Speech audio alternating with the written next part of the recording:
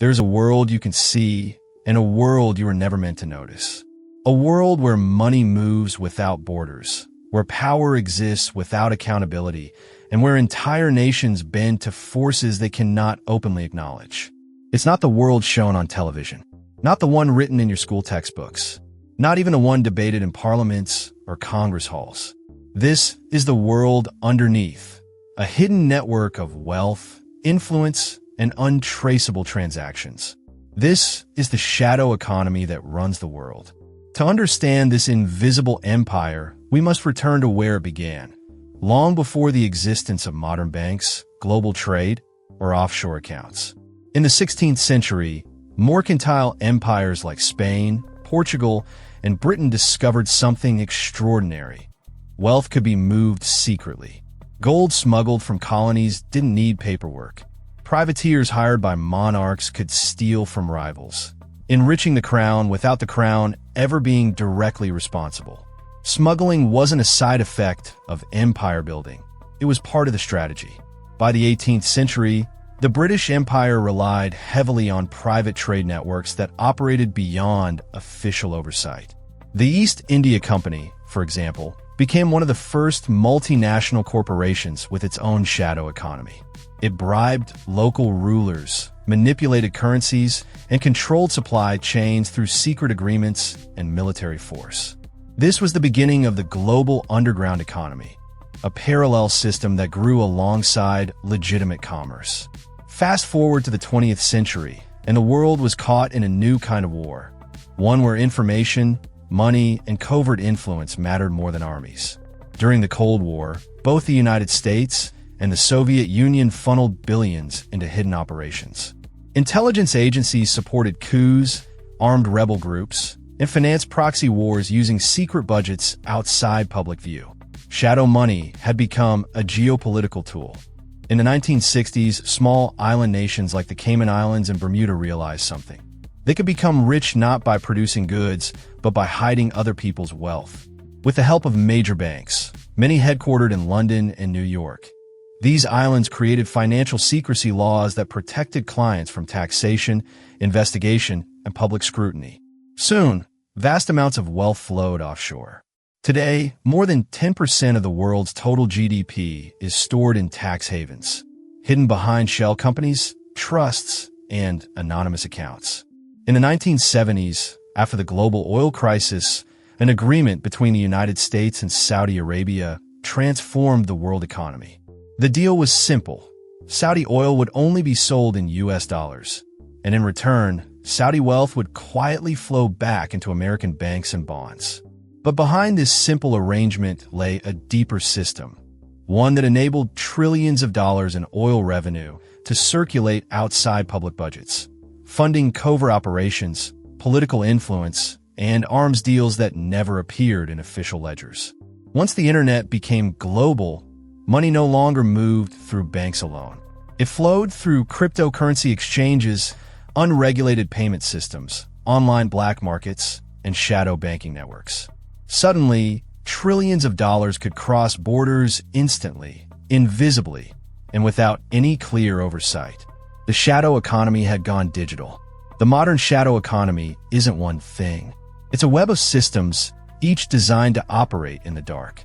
The offshore financial network includes shell companies with no employees, trust funds designed to hide ownership, private banks with strict secrecy policies, and brass plate companies that exist only on paper. The purpose is simple: to move money without leaving fingerprints. Some of the world's richest individuals, oligarchs, political elites, CEOs, use this system not just to avoid taxes, but to shape politics from behind the curtain. Shadow banking refers to financial institutions that act like banks but aren't regulated like banks. These include hedge funds, private equity firms, and money market funds managing trillions of dollars without public oversight. They lend, invest, and influence markets in ways that could destabilize entire economies, as seen during the 2008 global financial crisis. From counterfeit goods to illegal mining operations, from narcotics to human trafficking, illicit markets generate over $2 trillion annually. And much of that money is laundered through legitimate businesses, turning the shadow economy into a silent partner of the official one. Some nations rely on hidden revenue streams to survive. North Korea funds itself through cybercrime and weapons sales. Parts of the Middle East use secret oil shipments. Some African governments rely on unregistered mineral extraction.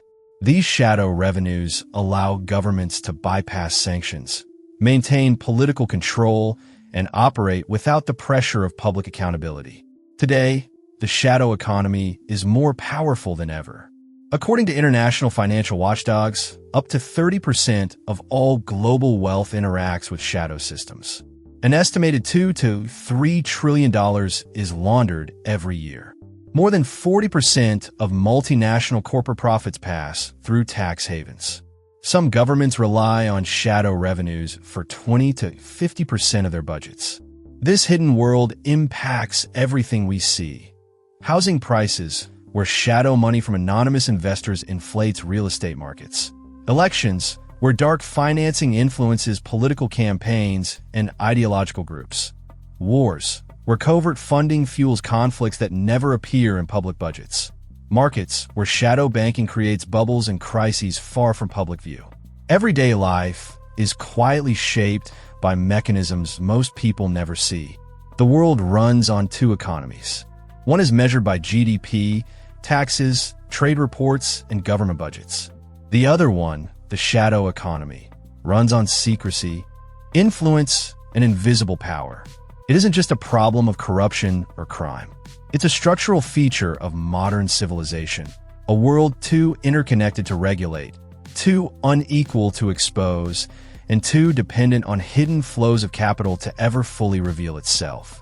But understanding it is the first step toward seeing the world as it truly is, not as governments describe it, not as corporations package it, but as it operates behind closed doors. Because power doesn't disappear in the shadows, it grows there. And the more aware we become of that shadow world, the harder it becomes for those who benefit from secrecy to keep operating in the dark. If the official global economy is a stage, the shadow economy is the network of puppeteers behind the curtain, pulling strings without ever stepping into the light.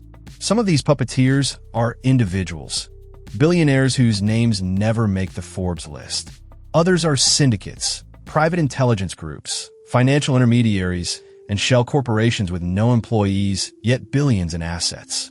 But the most powerful puppeteers of all are nations themselves.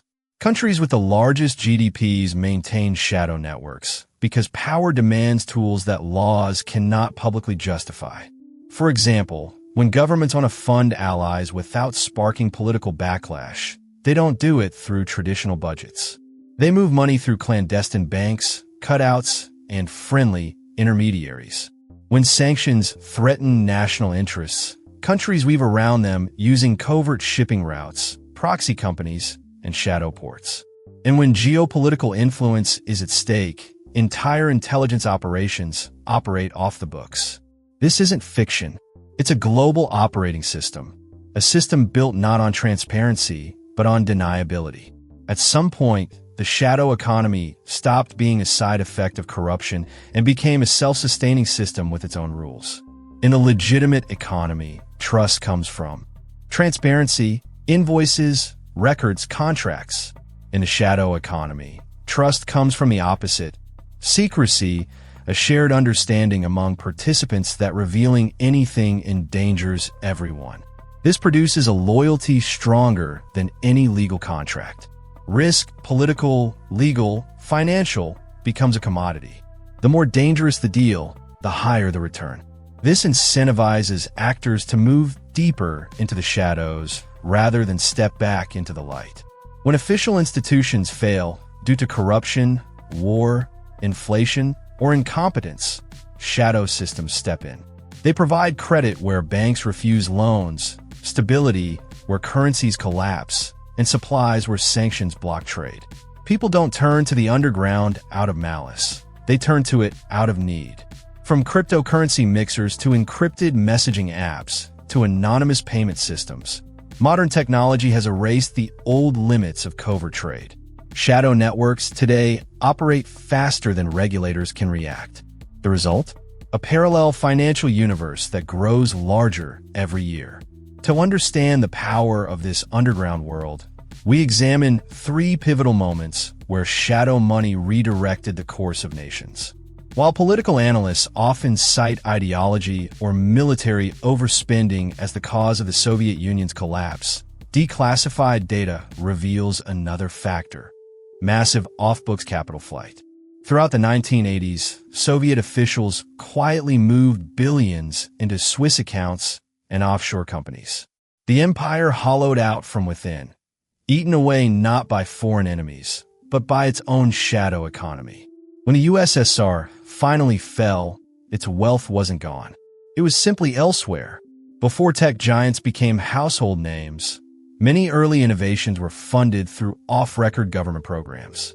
Private intelligence groups, defense contractors, and venture capital firms channeled quiet money into technologies that would reshape the world.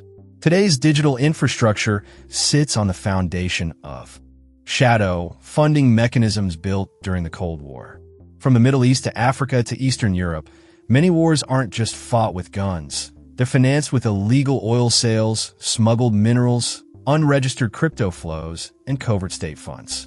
Some conflicts persist not because of ideology, but because the shadow economy around them is too profitable to stop. The digital age has created new versions of old dangers. While blockchain is transparent, the surrounding infrastructure isn't. Mixers, privacy coins, and decentralized exchanges allow billions in illegal funds to move each year with minimal traceability. State-sponsored hacking groups steal data, ransom corporations, and siphon funds through dark web networks. These operations generate revenues larger than some national budgets. Narcotics, weapons, personal data, counterfeit goods, all traded in virtual marketplaces that vanish with a single click. The geography of crime has dissolved. There are no borders in cyberspace. Most people believe they have no connection to the underground world, but the shadow economy touches all of us. When real estate is used as a money laundering tool, home prices rise. Middle-class families pay the cost of elite secrecy. Dark money funds campaigns, lobbyists, think tanks, and misinformation. Elections are influenced not by votes alone, but by invisible funding pipelines. Some multinational corporations use shadow tactics, offshore routing, quiet acquisitions, hidden tax structures to dominate competition unfairly. Shadow banking played a major role in the 2008 collapse. When unregulated institutions fail, the fallout hits everyone. The shadow economy isn't somewhere else. It's woven into the fabric of everyday life. Here's the paradox. Governments rely on transparency for legitimacy, but they rely on secrecy for power.